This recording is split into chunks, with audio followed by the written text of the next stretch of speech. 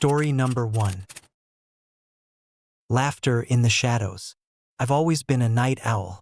As a truck driver, the roads are my home, and the darkness my companion. The hum of the engine, the endless stretches of asphalt, and the occasional neon glow of a roadside diner create a rhythm that soothes me. But that night, something shattered the comforting solitude of my midnight journey. It was nearing midnight when I decided to make a pit stop at the old Willow Creek gas station. My rig had been running low on fuel after a grueling 12-hour haul from Boston to Nashville. The sign above the pumps flickered erratically, casting eerie shadows on the deserted parking lot.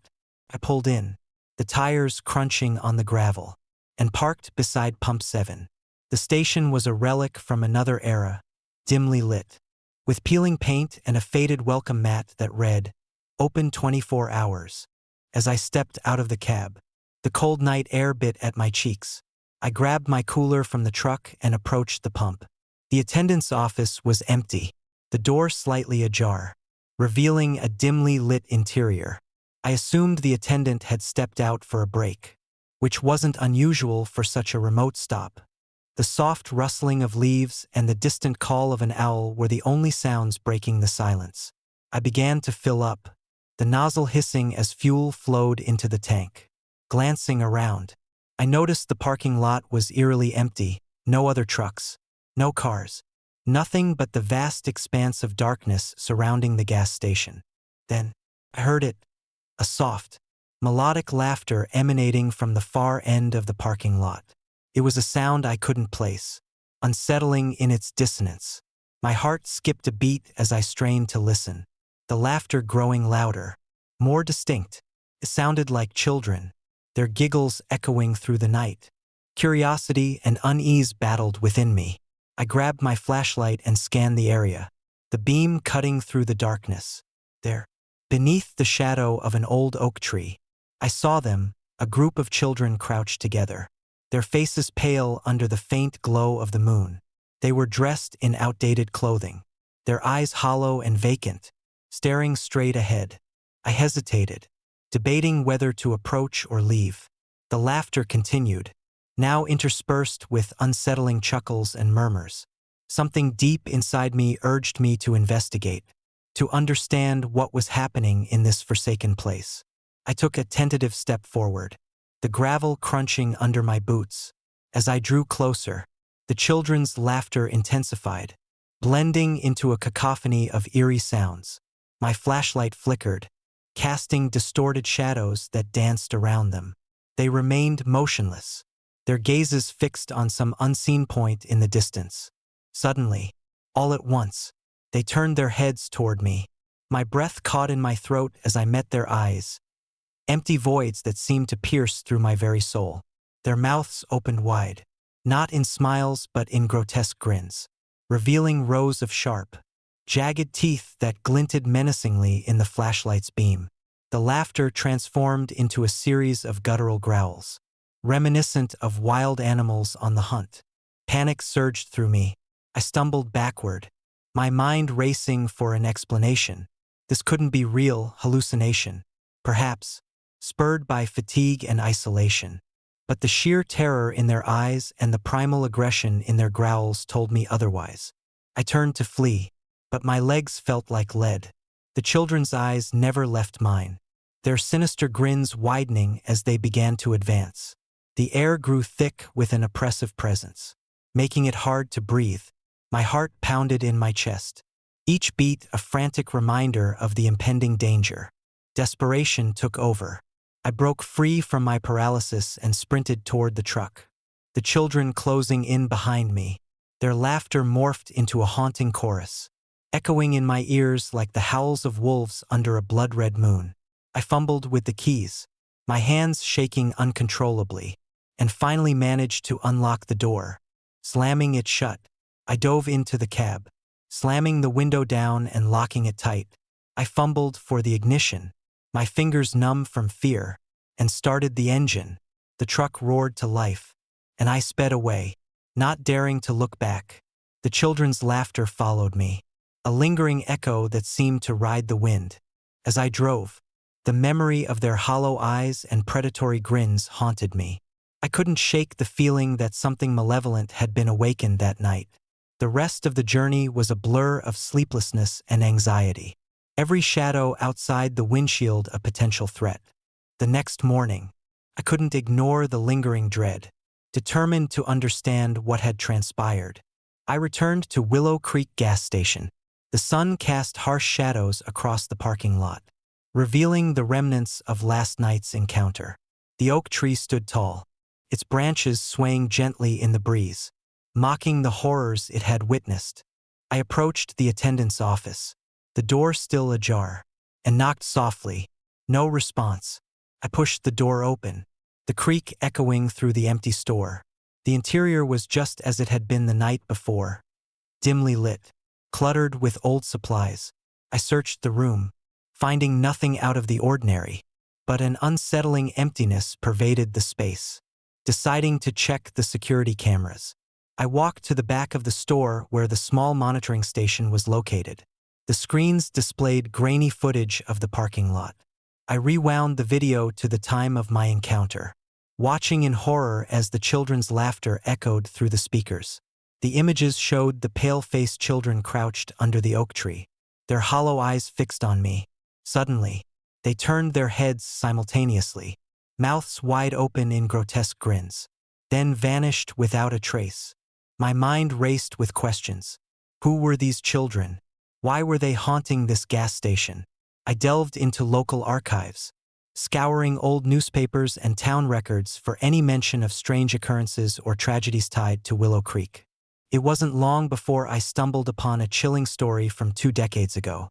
According to the reports, Willow Creek had been the site of a tragic accident on a stormy night.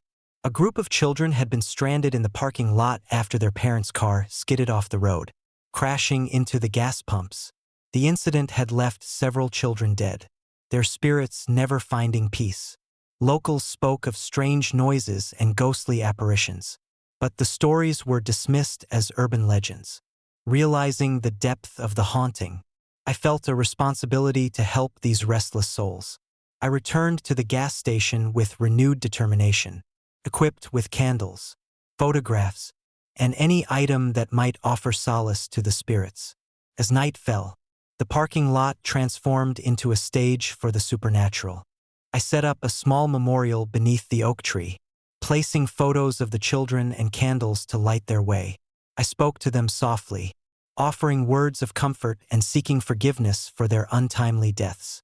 The air grew thick with anticipation, the shadows lengthening as if waiting for something to happen. Hours passed in tense silence until, suddenly, the laughter returned, softer this time, more sorrowful than menacing. The children appeared once more, their pale faces still devoid of emotion, their eyes reflecting the flickering candlelight. They gathered around the memorial, their presence less threatening but still undeniably there. I continued to speak, recounting their stories and honoring their memories. Slowly, the atmosphere shifted from one of fear to one of melancholy. The children's growls were replaced by gentle murmurs, and their eyes seemed to hold a glimmer of hope. It was as if they were listening, understanding that their pain was acknowledged. As midnight approached, a sense of peace settled over the parking lot. The children's figures began to fade, their laughter diminishing into the night air. One by one, they disappeared, leaving behind a lingering sense of closure. The oppressive presence lifted, replaced by a serene silence that felt almost sacred. Exhausted but fulfilled, I packed up the memorial and prepared to leave. As I drove away from Willow Creek gas station, the road ahead seemed brighter, the shadows less daunting. The memory of that night stayed with me, a testament to the thin veil between the living and the dead, and the power of compassion to bridge the gap.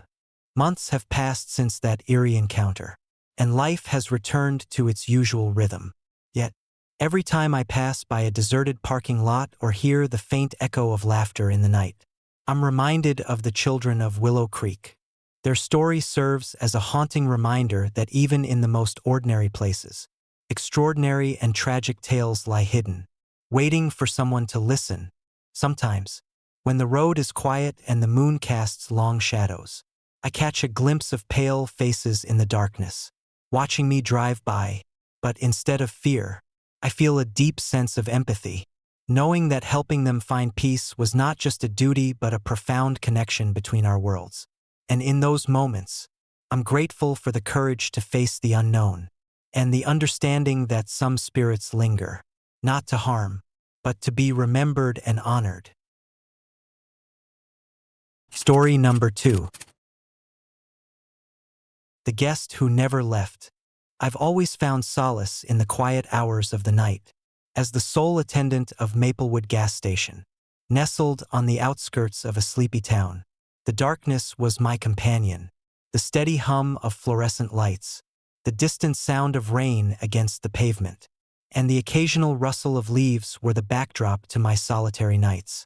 But one rainy evening, everything changed, shattering the tranquility I had come to rely on. It was a stormy November night, the kind where the wind howls like a lost soul and the rain lashes against the windows with a fury that seems almost personal.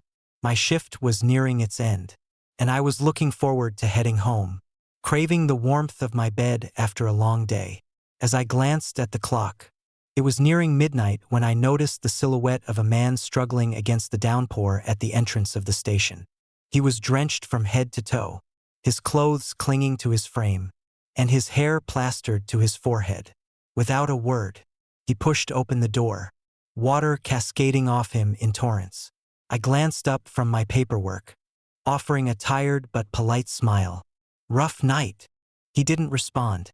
Instead, he approached the counter and sat down in the far corner, his presence both imposing and oddly melancholic. The heater hummed softly, struggling to keep the chill at bay. I returned to my task, occasionally stealing glances at the silent stranger, whose eyes seemed distant, lost in some unfathomable thought. Minutes turned into hours, and the storm showed no signs of abating. I brewed a pot of coffee, thinking the man might appreciate a warm drink. But he remained motionless, his gaze fixed on the window, watching the relentless rain. Despite my attempts to engage him in conversation, he offered nothing but silent nods or polite acknowledgments. It was unnerving, the way he seemed to exist in a world of his own, untouched by the passing time. As the night deepened, the wind's howl intensified, and the rain pounded against the roof with renewed vigor. I decided to check on him, a sense of unease gnawing at me. Approaching the counter, I reached out to ask if he needed anything else. His head lifted, and for a fleeting moment, our eyes met. There was a profound sadness there, a story untold that weighed heavily on his soul. "Are you all right?" I asked gently. He nodded once, a slow, deliberate motion, before returning his gaze to the window. The room felt colder, the air thick with unspoken words. I offered him a blanket, but he declined, simply sitting there, a ghostly figure amidst the warmth of the station. Time seemed to warp, the hours stretching interminably. I kept checking my watch, watching the clock hands inch toward the early morning hours. The man never moved, never spoke, yet his presence was palpable, an invisible weight pressing down on the room. My nerves frayed as I wondered about his story, his destination, and why he chose to sit so silently in the dead of night. Finally, as the first light of dawn began to creep through the clouds, I decided to end my shift. "I should let you know it's time to go," I said, trying to mask the anxiety in my voice. He stood abruptly, his movements stiff and unnatural, as if he had been rooted to the spot for hours. "Thank you," he whispered, his voice barely audible over the remnants of the storm. I nodded, relieved that the ordeal was over, and watched as he made his way to the door, leaving the gas station as silently as he had entered. The rain had softened to a drizzle, the storm now a distant memory. I sighed, ready to leave the night behind, but something felt off, an unsettling sensation that lingered in the air. Back inside, I decided to review the security footage to make sure everything was as it seemed. As I scanned through the recordings, my heart skipped a beat. The cameras had captured the man entering the station, taking his seat, and, shockingly, leaving, but there was no record of him ever stepping inside. The footage showed him approaching the counter and sitting down, but when he stood up to leave, the door remained closed. It was as if he had vanished into thin air. Puzzled and unnerved, I rewound the footage, watching it again and again. Each time, the anomaly persisted. The man was there, yet no one else seemed to notice him. The timestamps were accurate, yet there was no indication of any interaction or movement beyond what I had witnessed. It was as if he existed outside the boundaries of reality, a spectral presence confined to the very moments he chose to appear. Determined to make sense of the inexplicable, I delved into the history of Maplewood gas station. The town was small, its stories whispered among the locals, often dismissed as mere folklore. But the more I researched, the more I uncovered a tapestry of tragedies woven into the very fabric of the place. 2 decades ago, Maplewood had been the site of a devastating accident. A lone truck had lost control on the slick roads, crashing into the gas station in a catastrophic collision. The driver, a man named Richard Hayes, was killed instantly, his lifeless body leaving a permanent scar on the community. The station was rebuilt, but the memory of that fateful night lingered, a ghostly echo that some claimed to still haunt the premises. The stories spoke of a man who never found peace, his spirit trapped between worlds, reliving the moments of his last drive. Skeptical yet intrigued, I began to piece together the connection between the man I had encountered and Richard Hayes. The more I delved, the clearer it became that Richard's restless spirit might still be tethered to the gas station, seeking closure or redemption for his untimely death. Determined to help, I decided to conduct a midnight vigil, hoping to communicate with the apparition that had disrupted my peaceful nights. Armed with candles, a notebook, and an open heart, I prepared myself for the encounter. As midnight approached, the station transformed into a realm where the veil between the living and the dead seemed to thin, the air heavy with anticipation. The clock struck 12, and the first droplets of a light rain began to fall. Tapping gently against the windows, I sat at the counter, the flickering candlelight casting dancing shadows around me. Minutes passed in silence until I felt a presence, a subtle shift in the atmosphere. My pulse quickened as I sensed the familiar figure of the faceless man entering the station. He appeared as he had before, drenched, silent, and enigmatic, but this time, there was a different energy about him, a silent plea that resonated deep within me. I took a deep breath, addressing him directly. "Richard Hayes, I know who you are. I'm here to help." For a moment, he remained still, his empty eyes meeting mine with a sorrowful intensity. Then, slowly, he began to speak, his voice echoing softly through the chamber. "I can't move on," he whispered. "I need to remember." Understanding washed over me. His spirit was trapped in the liminal space of memory, unable to let go of the past that had defined his existence. "Tell me what you need," I offered, my voice steady despite the fear that still lingered. He gestured towards a spot near the old wooden counter, where remnants of the past still clung like stubborn cobwebs. "The accident was more than just a crash," he said, his voice tinged with regret. "There were unanswered questions, secrets that were buried with me." I nodded, sensing the depth of his anguish. "Let's uncover the truth together," I replied, feeling a sense of purpose ignite within me. Over the following weeks, I immersed myself in the history of the gas station, uncovering old records, interviewing longtime residents, and piecing together the fragmented narrative of Richard Hayes.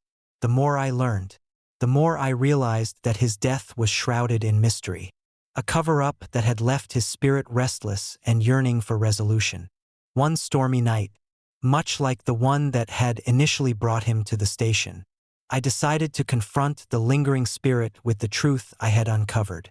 Armed with the evidence of the accident, I returned to Maplewood gas station, the rain hammering against the windows as I prepared for the final confrontation. As midnight approached, the air grew thick with anticipation.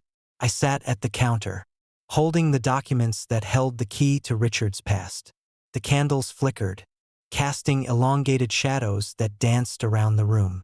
The clock struck 12, and the temperature seemed to drop. The room enveloped in an eerie chill. Richard appeared, his presence more defined yet still ethereal. This time, there was a flicker of recognition in his vacant eyes. "You found it," he murmured, his voice barely above a whisper. I placed the documents before him, watching as his spirit reached out to them, the pages glowing with a spectral light. "Yes, Richard, I know what happened. You weren't just another driver. There was something more to that night." He nodded, his form beginning to shimmer as if the truth was lifting the shackles that bound him. "I need to let go of the secrets that kept me here," he said, his voice gaining strength. "Help me find peace." With unwavering determination, I guided him through the final pieces of the puzzle, exposing the hidden truths that had kept his spirit tethered to the mortal realm. As the last revelation was unveiled, a sense of calm washed over the station, the oppressive presence dissipating like mist in the morning sun. "Thank you," Richard whispered, his figure beginning to fade, a serene smile replacing the sorrow that had once dominated his expression. "I can finally rest." As his spirit vanished, the room seemed to lighten, the darkness retreating as if acknowledging the resolution of a long-standing torment. I sat back, feeling a profound sense of accomplishment and relief, knowing that I had helped a lost soul find the peace he had sought for so long. From that night forward, Maplewood gas station was no longer haunted by the ghost of Richard Hayes. The eerie occurrences ceased, replaced by a newfound sense of tranquility.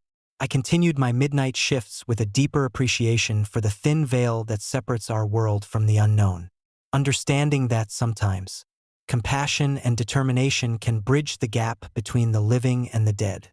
Yet, every now and then, when a storm rolls in and the rain taps against the windows, I catch a glimpse of a fleeting shadow or hear a distant, appreciative whisper. It's a reminder that even in the quietest of places, the echoes of the past linger, waiting for someone to listen and help them find their way home. And so, as I drive through the endless nights, the memory of that haunted evening remains etched in my mind, a testament to the power of empathy and the eternal bond between those who seek peace and those who offer a helping hand. Maplewood gas station stands as a beacon of hope, a place where the restless find rest, and where the stories of the past are honored and remembered. Story number 3. The Woman in the Freezer. I've always prided myself on being a practical man. Running the midnight shift at Oak Ridge gas station was a solitary job, but it suited me. The quiet hum of the fluorescent lights and the occasional drip from the old roof were my only companions during those long, lonely nights. But that night, everything changed in the most unsettling way. It was mid-November, the kind of night where the air is crisp and the darkness feels almost tangible. I had just finished my rounds, ensuring all pumps were functioning and the store was secure. As I was about to clock out, a faint noise caught my attention, a soft, repetitive tapping coming from the back storage area. At first, I thought it was just the wind playing tricks on the old building, but the sound persisted, growing slightly louder and more insistent. Curiosity piqued. I grabbed my flashlight and made my way to the storage room behind the convenience store. The door creaked as I pushed it open, the beam of my flashlight cutting through the darkness. Shelves lined the walls, stocked with various supplies. But what drew my attention was the large industrial freezer in the corner. The tapping seemed to emanate directly from within. I approached the freezer cautiously, my heart pounding in my chest. The noise was rhythmic, almost deliberate. Taking a deep breath, I reached out and pulled the heavy handle, the cold metal sending a chill through my fingertips. The door swung open with a groan, revealing the icy interior bathed in the harsh light of my flashlight. That's when I saw her, a woman, or what appeared to be a woman, sitting curled up inside the freezer. Her skin had a greenish pallor, almost translucent, and her hair was a tangled mess that seemed to have grown wild and unruly. She stared directly at me with eyes that burned an unnatural red. Devoid of any warmth or life, her presence was both mesmerizing and horrifying, sending a wave of dread crashing over me. "Hey!" I called out, trying to keep my voice steady. "Are you okay?" She didn't respond. Instead, she continued to sit there, her gaze fixed on me with an intensity that made my skin crawl. I took a step closer, the door squeaking in protest, and the tapping ceased abruptly. The silence that followed was deafening, broken only by the distant sound of traffic on the highway. Feeling a mix of fear and concern, I decided to get help. I turned to run back to the store, intending to call my manager or someone else to assist me. But as I reached for the door handle, I froze. The woman was no longer in the freezer. I spun around, scanning the room, but she had vanished without a trace. My mind raced, trying to make sense of what I had just witnessed. Panic set in as I realized something was terribly wrong. I fumbled with the door, but it wouldn't budge. No matter how hard I pulled, the door remained firmly shut. I backed away, my flashlight flickering in my hand, casting eerie shadows on the walls. My breaths came in short, rapid gasps as I desperately tried to comprehend the situation. "Hello!" I called out again, my voice cracking with fear. "Is someone there?" Still, there was no response. The room felt colder, the air thick with an oppressive presence that seemed to close in around me. I turned back to the freezer, hoping to find some explanation, but it was empty once more. The security cameras were my next thought. But how could I access them from inside the storage room? Frantically, I searched the area, my hands trembling as I knocked over boxes and pushed aside shelves, trying to find a way out. Then, as if on cue, the door to the storage room swung open on its own, the hinges squealing loudly in the stillness. I didn't hesitate. I sprinted out of the room, my heart hammering in my chest, and back into the convenience store, breathing heavily. I grabbed the phone from the counter and dialed my manager's number, but the call wouldn't go through. Panic surged as I tried again, each failed attempt intensifying my fear. I glanced around the store, half expecting to see the woman staring at me from the shadows. But everything seemed normal, or as normal as it could be in the dead of night. Desperate for answers, I decided to check the security cameras. I headed to the back office, my mind racing with questions. As I entered, the screens flickered to life, displaying various angles of the gas station.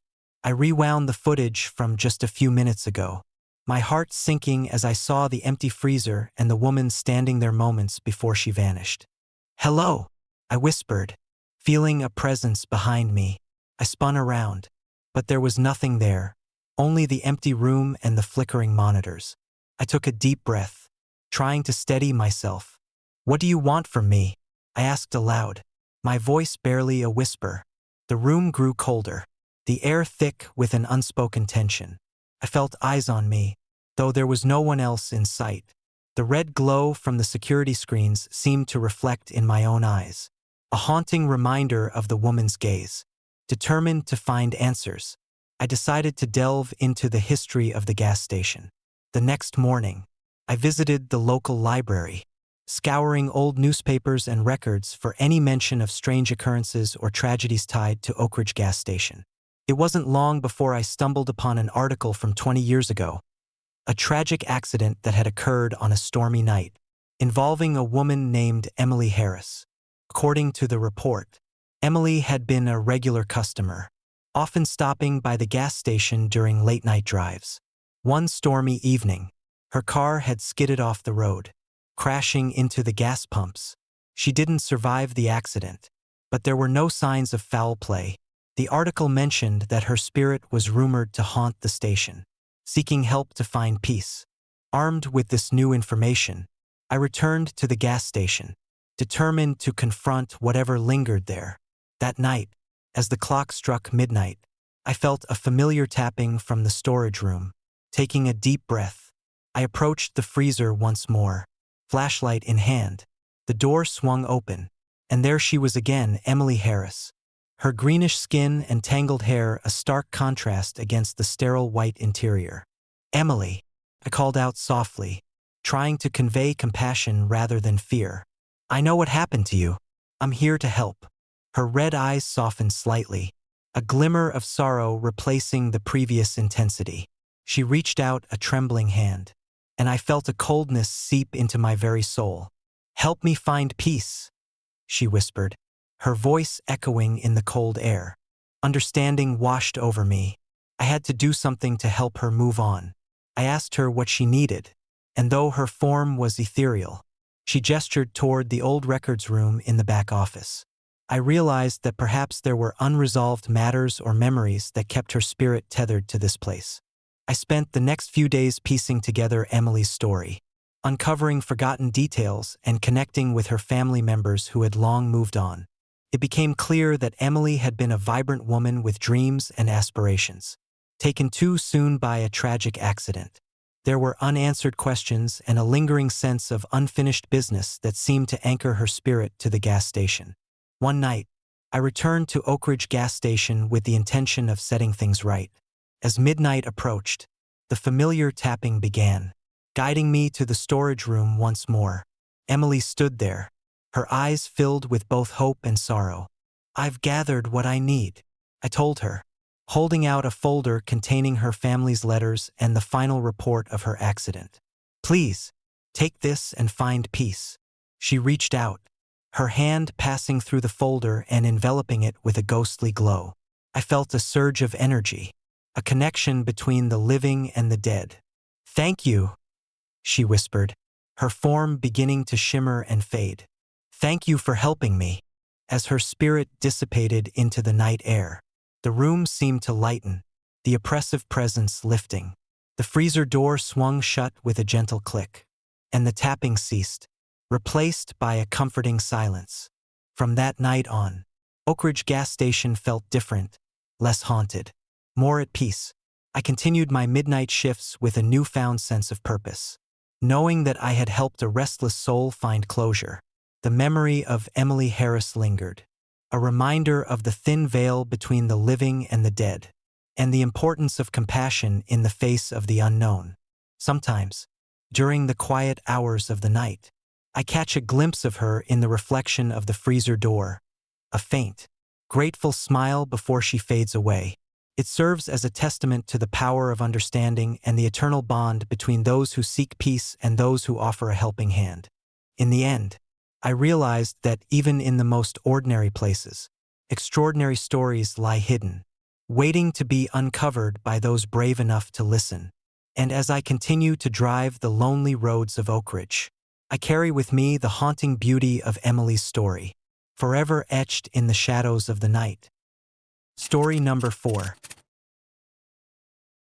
The ominous receipt. I've always considered myself a practical man. As a long-haul truck driver, the highways are my lifelines, and the nights my sanctuary. The open road offers a sense of freedom that daylight never can. A solitary journey where my thoughts are the only company I need.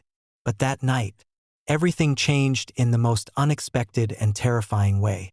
It was a chilly November evening, the kind where the air feels sharp and every breath is visible in the dim glow of my cabin's heater. I'd been on the road for nearly 18 hours, pushing through the fatigue that comes with endless miles and monotonous stretches of asphalt.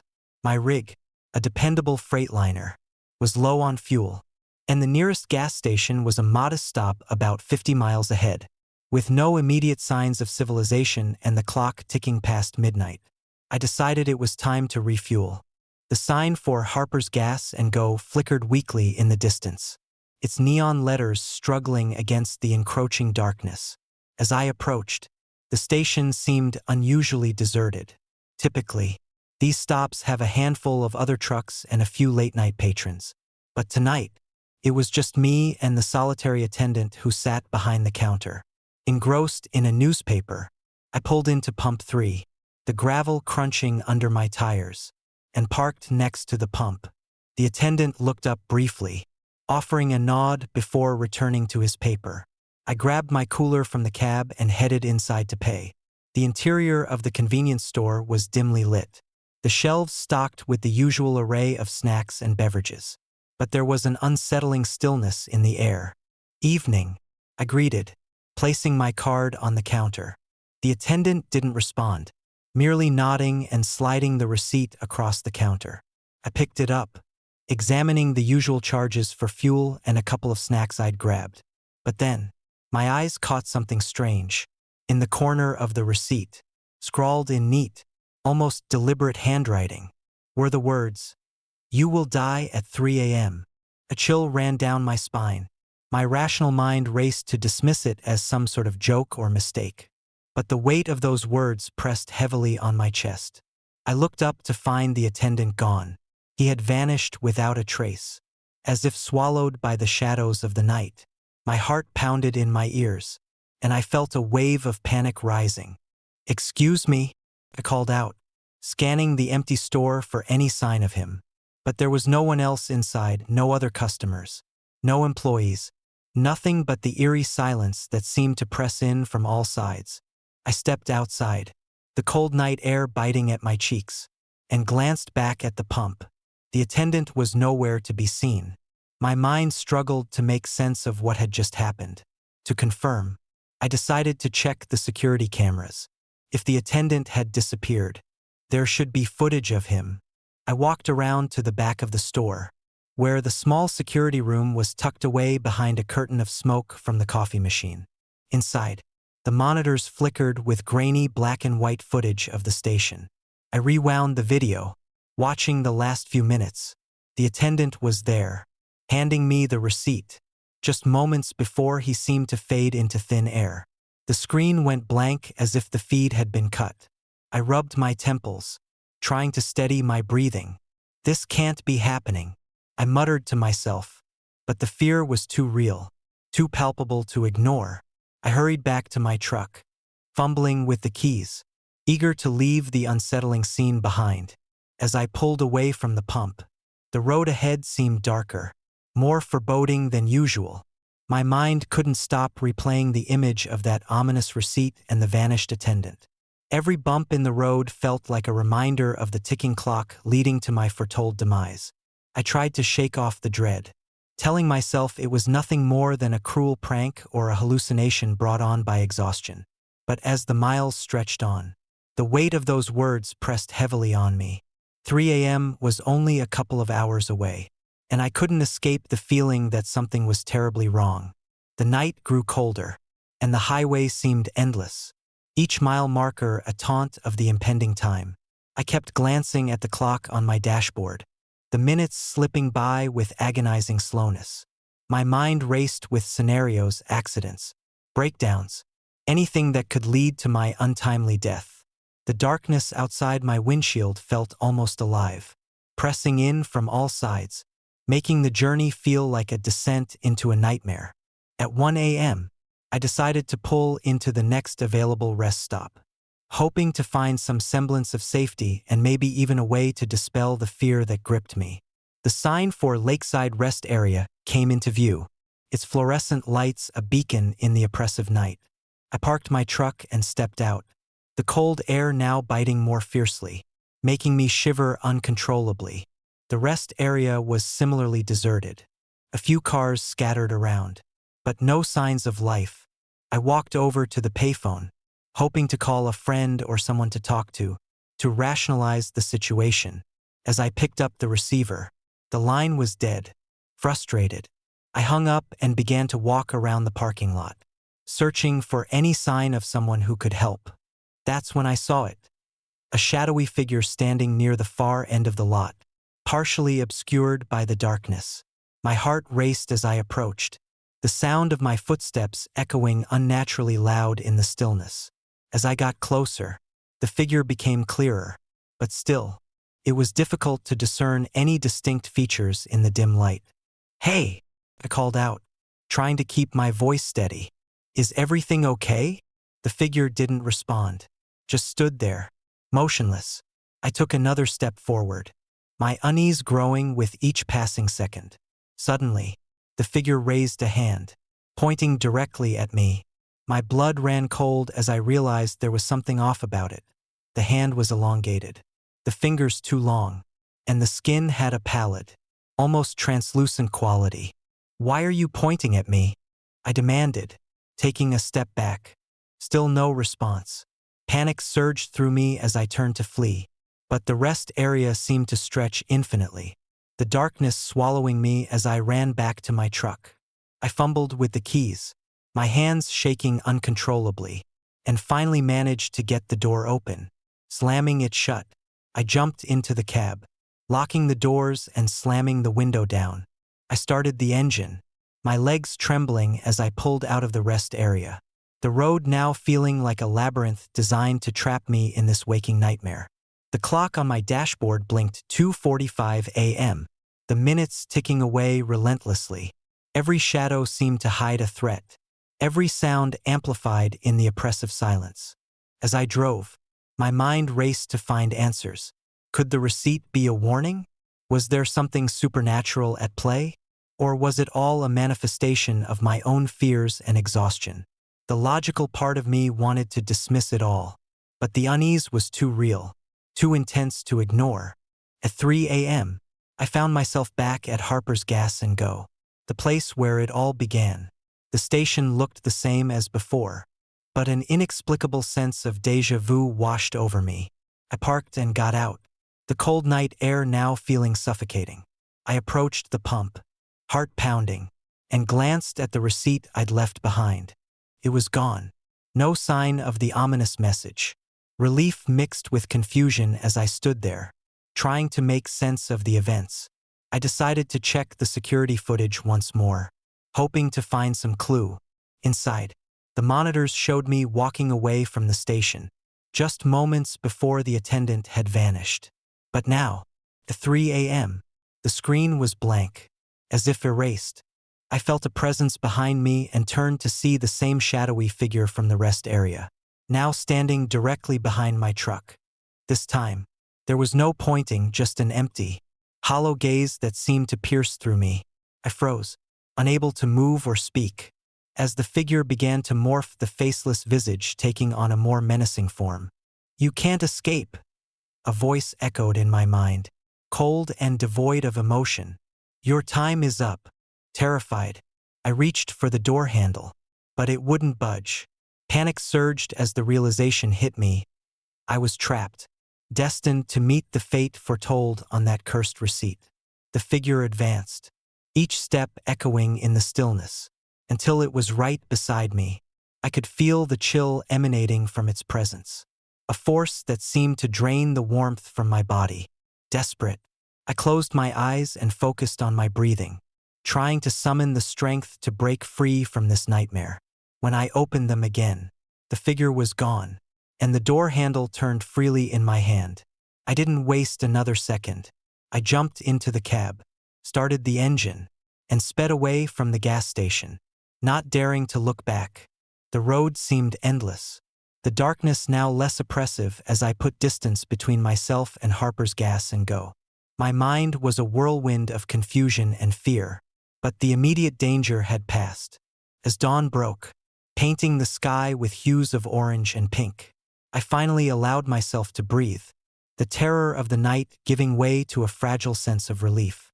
Days turned into weeks, and the memory of that night began to fade, but the fear lingered like a shadow. I couldn't shake the feeling that something had followed me, a lingering presence that watched from the corners of my vision.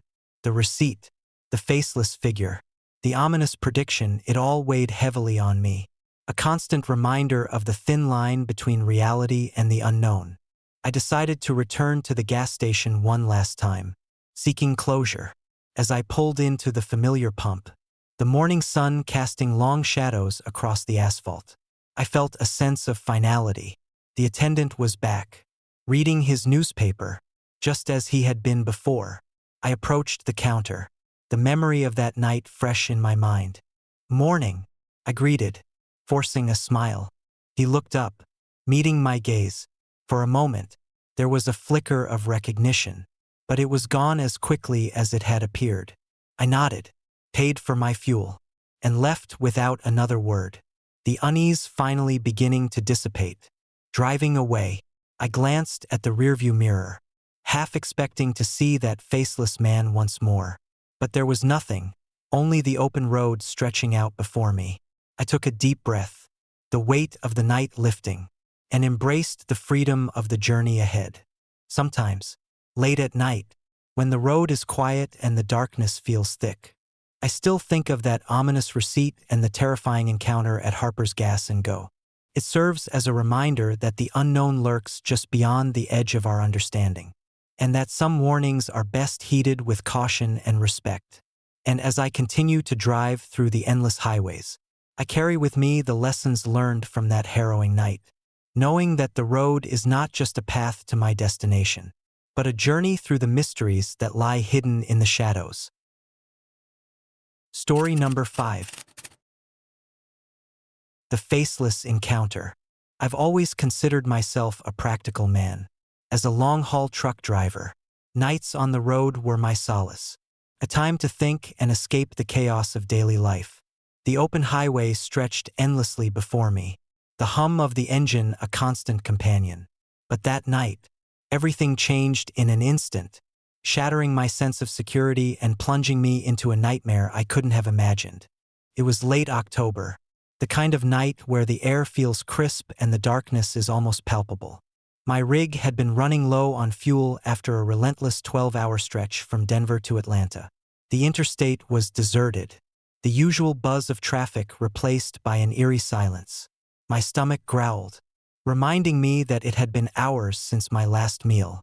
So I decided to pull into the nearest gas station I could find, Willow Creek Rest Stop. The sign flickered intermittently, casting a dim glow on the deserted pumps. I parked beside Pump 4, the gravel crunching under the tires, and grabbed my cooler from the cab. The station was nearly empty, just a couple of other trucks parked and a lone attendant inside the convenience store. I approached the pump, the night air biting at my cheeks, and began to fill up. As the nozzle hissed with fuel, I glanced up to check my phone, hoping for a signal to catch up on some much-needed rest. That's when I saw him, a man walking steadily towards my truck. At first, I thought he might be another trucker, but something felt off. His gait was unnaturally smooth, almost mechanical, and he moved with a purpose that didn't match the relaxed atmosphere of the night. Curiosity got the better of me, and I took a moment to watch as he approached.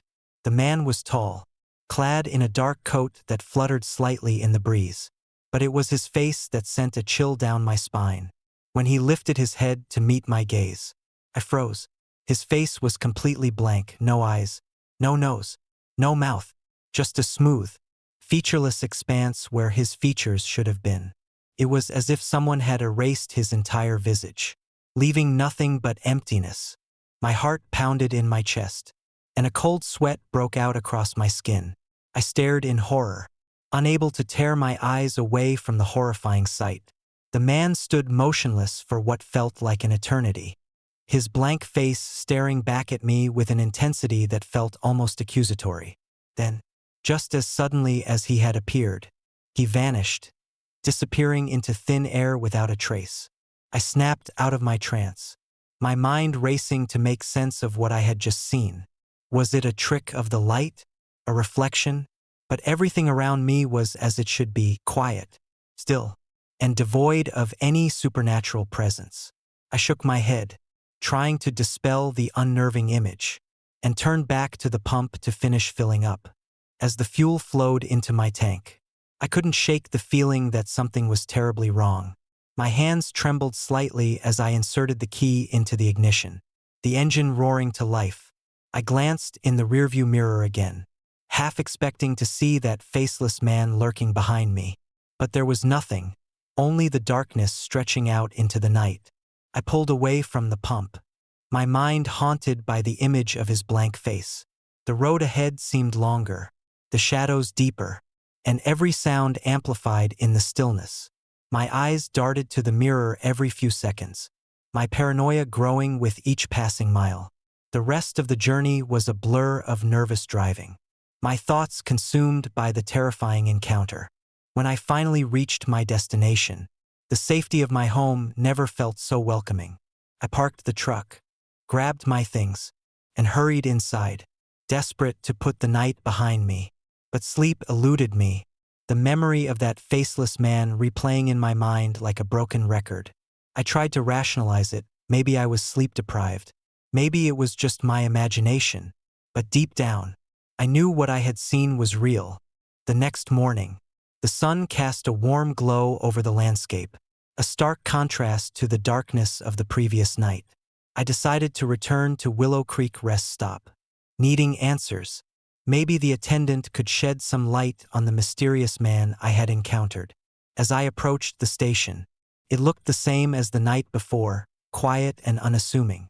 The attendant was behind the counter, sipping his coffee and reading a newspaper. I walked over, trying to appear casual despite the unease gnawing at me. "Morning," I greeted him. "Last night, I saw something strange." A man walked towards my truck, but his face was completely blank. The attendant looked up, his expression unreadable. For a moment, he seemed taken aback, but then he sighed and set down his newspaper. "You're not the first to report that," he admitted. "There's a local legend about the faceless man." My interest was piqued. "Legend? What kind of legend?" He leaned in, lowering his voice. "About 20 years ago, there was a terrible accident on this road. A truck collided with a car in a terrible crash. The driver of the car was never found. Some say his spirit never left, wandering these roads, searching for something or someone." I felt a chill despite the warmth of the morning sun. "Do people see him often?" He shook his head. "Not many, maybe once every few years. But when they do, it's said to be a bad omen, or a sign that something tragic is about to happen." I nodded, trying to absorb the information. "Do you think that was him?" He shrugged. "Hard to say. Legends can be embellished over time. But given what you described, it's possible." Determined to get to the bottom of this, I decided to research the accident. I spent the next few days digging through old newspaper archives and police reports. The story was indeed tragic. A truck driver named Michael Turner lost control of his rig on a rain-soaked night, crashing into a car driven by a man named Thomas Keller. Both drivers perished in the accident, but Thomas's body was never recovered, fueling rumors that his spirit lingered on. The more I learned, the more the pieces began to fit together. Thomas Keller, maybe that was the faceless man I had seen. I couldn't shake the feeling that there was more to this story, something unfinished that kept Thomas tethered to the mortal world. A week later, I found myself back at Willow Creek Rest Stop, this time armed with determination and a desire to help whatever restless spirit lingered there.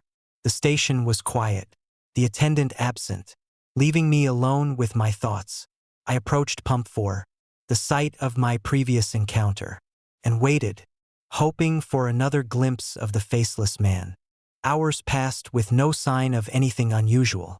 Just as I was about to give up, I heard it, a soft rustling, like footsteps on gravel. My heart raced as I turned to see him approaching once more.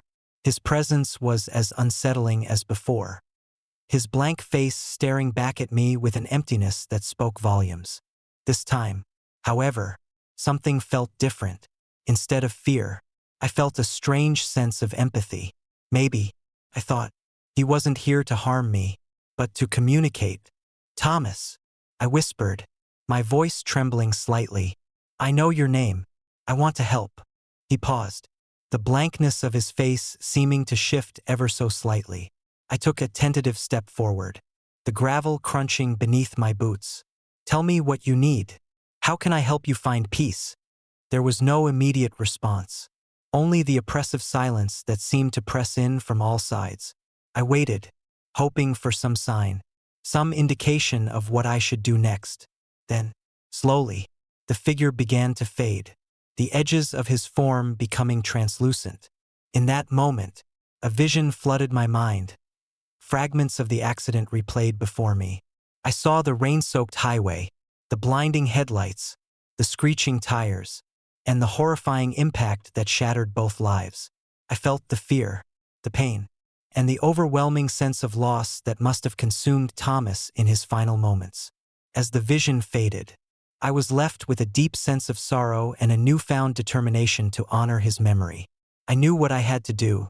Over the following weeks, I organized a memorial at the site of the accident, enlisting the help of local authorities and community members. Together, we cleaned up the area, removing debris and restoring a sense of peace to the once tragic location. We placed a plaque in memory of Thomas Keller, ensuring that his story would not be forgotten. On the day of the memorial, the air was filled with a sense of closure. Friends, family, and strangers alike gathered to pay their respects, sharing stories and offering prayers for the lost souls of that fateful night. As I stood there, watching the sun set over the horizon, I felt a weight lift from my shoulders, a sense of accomplishment and relief that came from knowing I had done the right thing. That night, as I drove away from the memorial, the road ahead seemed clearer, the darkness less oppressive. I glanced in the rearview mirror, half expecting to see the faceless man once more. But there was nothing, only the quiet solitude of the open highway. Months passed, and life returned to its usual rhythm. The memory of that night at Willow Creek Rest Stop became a haunting reminder of the thin veil between the living and the dead. Sometimes, when the road was particularly lonely, I'd catch a fleeting glimpse in the mirror, a shadow moving just beyond the headlights, a silent sentinel watching me drive by. But no longer did it fill me with fear. Instead, it served as a reminder of the importance of compassion and the power of understanding. One stormy night, much like the one that had started it all, I found myself driving through the same stretch of highway. The rain battered the windshield, the lightning illuminating the darkness in brief, violent flashes. My thoughts drifted to the past, to the faceless man and the memorial that had brought him peace. I couldn't help but wonder if there were others out there, lost souls in need of closure. As I approached a bend in the road, I saw a figure standing by the roadside, another trucker, clearly stranded. I pulled over, my instincts telling me to help. As I approached, I noticed something odd about him. His face was blank, just like the man from Willow Creek. My heart raced, but instead of fear, I felt a deep sense of empathy. "Hey," I called out softly. "Are you okay? Need some help?" He stood motionless, the blankness of his face giving nothing away, but I could sense a silent plea in his presence, a longing for assistance. I reached out, placing a hand on his shoulder, hoping to convey my willingness to help. In that moment, I felt a connection, a bridge between the living and the dead.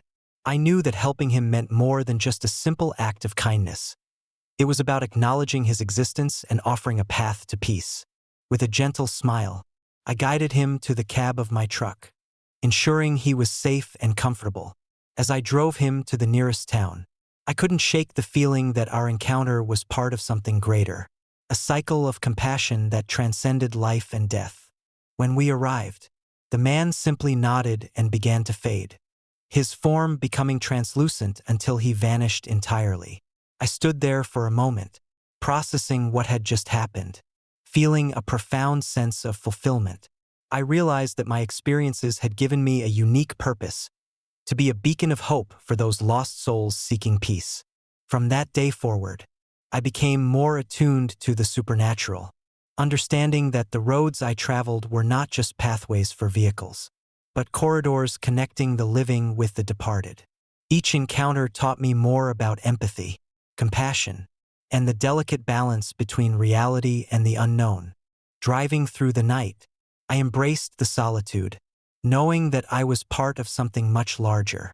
The image of the faceless man remained etched in my memory, not as a source of fear, but as a symbol of the unseen connections that bind us all. Sometimes, when the moon is high and the road stretches endlessly ahead, I catch a glimpse of a shadow in my rearview mirror. But now, instead of dread, I feel a sense of understanding and purpose.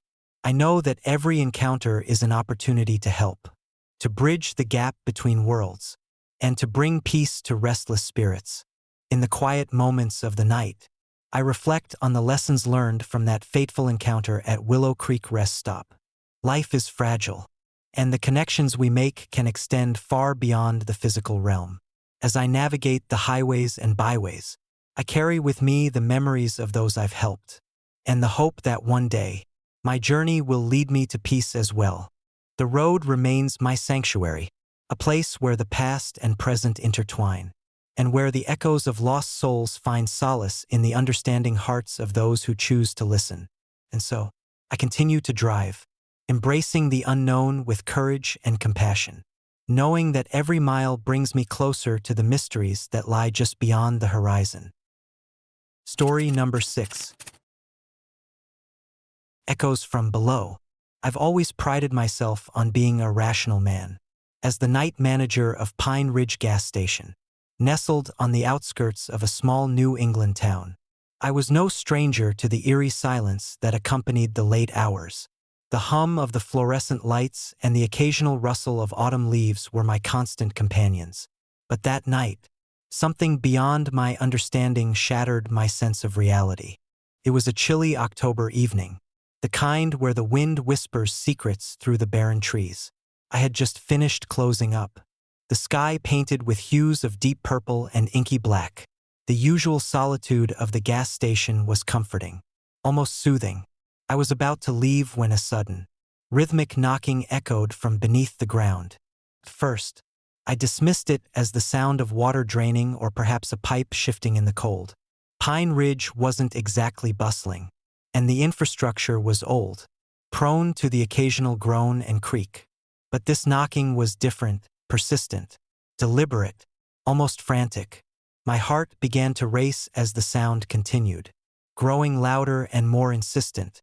Curiosity piqued. I grabbed my flashlight and made my way to the underground fuel storage tanks. They were old, relics from a bygone era, with rusty metal covers that required a hefty wrench to open. I had heard stories from older employees about strange happenings, but I had always chalked them up to ghost stories meant to scare newcomers.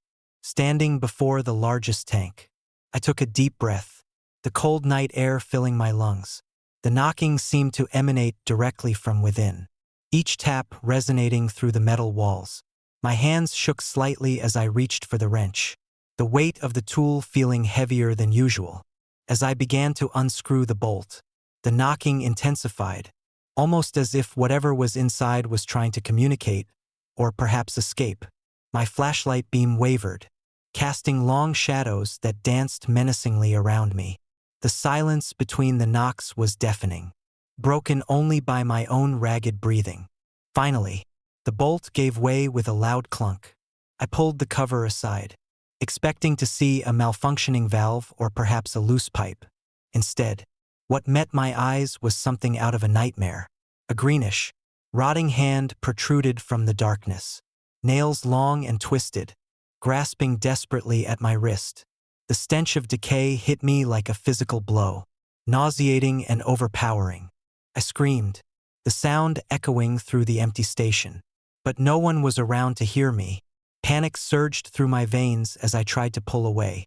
But the grip was like iron, unyielding and relentless. The hand seemed to sap the strength from my body, leaving me helpless and terrified. "Let me go," I choked out, my voice barely a whisper against the oppressive darkness. But there was no response, only the faintest whisper of movement from below. The hand tightened its hold, and I felt an unnatural chill seep into my bones, freezing me from the inside out. Desperation clawed at me as I struggled, every fiber of my being yearning to break free. The flashlight slipped from my grasp, clattering to the ground and casting wild beams of light that did little to illuminate the horrifying scene. My vision blurred, the edges of reality fraying as fear took complete control. In that moment, time seemed to stretch infinitely. The world around me faded, leaving only the grotesque hand and the overwhelming sense of dread. I could feel the presence of something malevolent, something that had been trapped down there, yearning for release. It wasn't just a hand. It was a symbol of unfinished business, of a life cut short and tormented. Summoning every ounce of willpower, I managed to wrench my arm free, the hand recoiling as if burned. I stumbled back, gasping for air, my heart pounding so loudly I was sure it would give out. The knocking ceased abruptly, replaced by an eerie silence that pressed in from all sides. I didn't waste another second. I bolted from the tank, running through the station, my mind racing with thoughts of what I had just witnessed. The night seemed to close in around me, the shadows growing deeper and more sinister. I reached the front of the store, fumbling for my keys, desperate to escape the nightmare that lingered just beneath my feet. As I drove away, the gas station dwindled into the distance, swallowed by the darkness of the road. My hands were trembling on the wheel, and my mind struggled to process the events. Was it a hallucination, a ghostly apparition, or something far more sinister? I couldn't shake the image of that decaying hand, its desperate grip a haunting reminder of the unknown. The next morning, I returned to Pine Ridge, the sun casting a false sense of normalcy over the eerie events of the previous night. Determined to find answers, I spoke with the town's oldest resident, Mrs. Abernathy, who had worked at the station before me. "Trouble started about 20 years ago," she began, her voice wavering.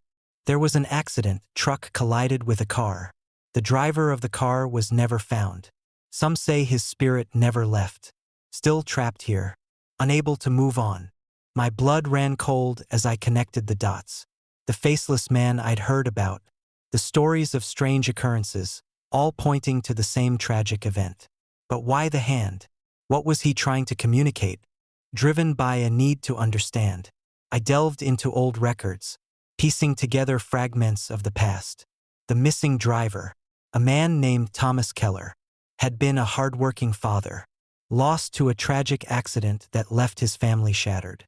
His disappearance was never fully explained, leaving a void filled with rumors and ghost stories. That night, armed with newfound knowledge, I returned to the gas station, determined to confront whatever lingered below. The air was thick with anticipation as I approached the underground tanks, the wrench still in my hand. I took a deep breath, the weight of responsibility pressing down on me. As I began to unscrew the bolt, the knocking resumed, slower this time, almost rhythmic. My flashlight pierced the darkness, revealing the same rotting hand reaching out. But this time, there was a sense of urgency, a plea rather than a threat. "Thomas," I whispered, my voice steady despite the fear coursing through me. "I know you're here. I want to help." The hand paused, the grip loosening as if recognizing my sincerity. I carefully opened the tank, peering into the abyss. There, amidst the shadows, stood a figure gaunt and spectral, his face a void where eyes and mouth should be. His presence was both sorrowful and desperate. "I can't move on," he said, his voice a hollow echo. "Help me find peace." Tears welled up in my eyes as I realized the depth of his torment. "Tell me what you need," I responded, determination replacing fear. He pointed towards the entrance of the gas station, where remnants of the accident still lingered, twisted metal, broken glass, and personal belongings left behind. "Clear the site. Remember me." Understanding dawned on me. The gas station, abandoned and forgotten, had never truly honored his memory. The final resting place needed attention, a gesture of respect to allow his spirit to find peace. Over the following weeks, I organized cleanup efforts, rallying the community to restore the site of the tragedy. We cleared debris, repaired the old infrastructure, and held a memorial for Thomas Keller. As we worked, the air seemed lighter, the oppressive atmosphere lifting. One night, after the last of the work was done, I returned to the gas station. The underground tanks stood silent, the wrench no longer a tool of fear but a symbol of closure. As I stood there, the knocking returned, but it was softer, more peaceful.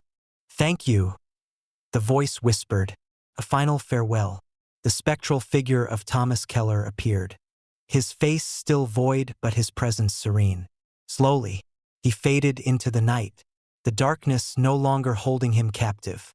I watched in awe, a sense of accomplishment and relief washing over me. The nightmare was over, replaced by a story of redemption and compassion. Pine Ridge gas station no longer stood as a site of tragedy but as a testament to healing and understanding. From that night on, the gas station was free from the shadows of the past. The haunting had ceased, replaced by the warmth of community and remembrance. I often think back to those terrifying moments, grateful for the courage that led me to help a lost soul find peace. Sometimes, in the quiet of the night, I catch a whisper on the wind, a faint echo of gratitude. It serves as a reminder that even in the darkest places, there is hope, and that sometimes, the scariest encounters lead to the most profound connections. Story number 7. Echoes in the Tunnel. I've always prided myself on being rational, a man grounded firmly in reality. As the night manager of the sprawling gas station on the outskirts of our quiet suburb, my life was a blend of monotonous shifts, the hum of fluorescent lights, and the occasional late-night trucker passing through. But everything changed the night I decided to confront the whispers that had been haunting my sleep for weeks. The gas station had stood for decades, a relic of a bygone era, surrounded by vast stretches of unused land that seemed to stretch endlessly into the darkness. Behind the main building lay an old, abandoned fuel tunnel, a remnant from when the station handled both gasoline and diesel. The tunnel had been sealed off years ago after a series of mysterious accidents and eerie reports from locals who swore they heard strange noises emanating from below. I first heard the whispers during my lunch breaks, a soft murmur that seemed to call my name.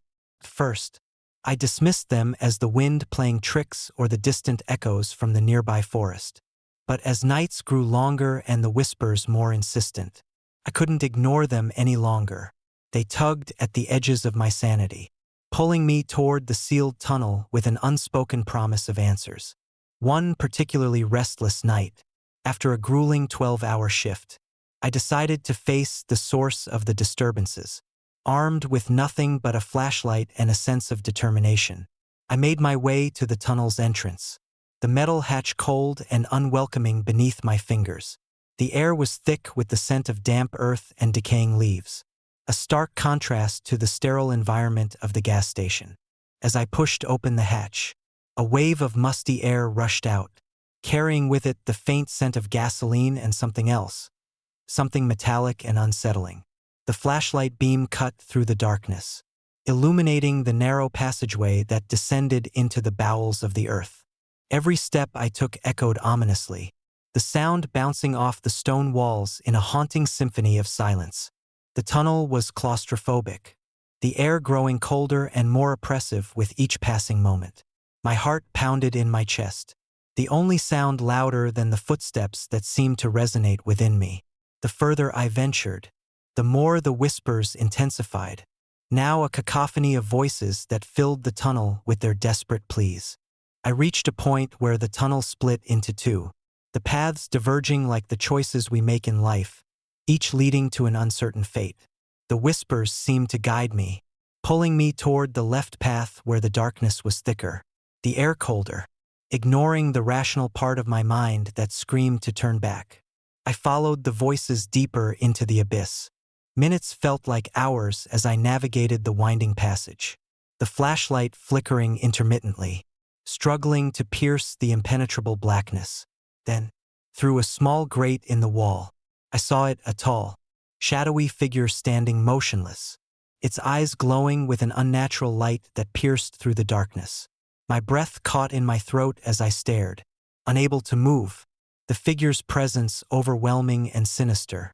A chill ran down my spine as I realized the figure wasn't moving, yet the air around it seemed to pulse with energy.